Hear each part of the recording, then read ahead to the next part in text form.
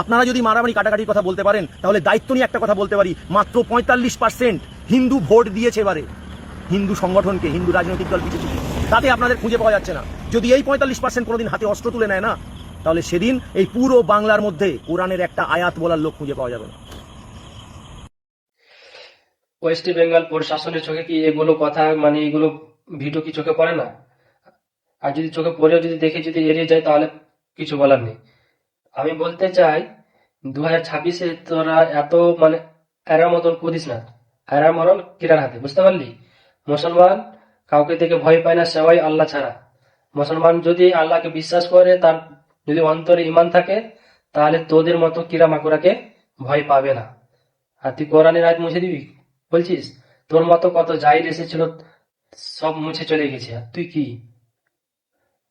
আমি বলতে চাই, এ ধরনের নোংরামো বিভেদ লাগার চেষ্টা করলে কিনা প্রশাসন যেন এর বিরুদ্ধে কার্যবাহী করুক।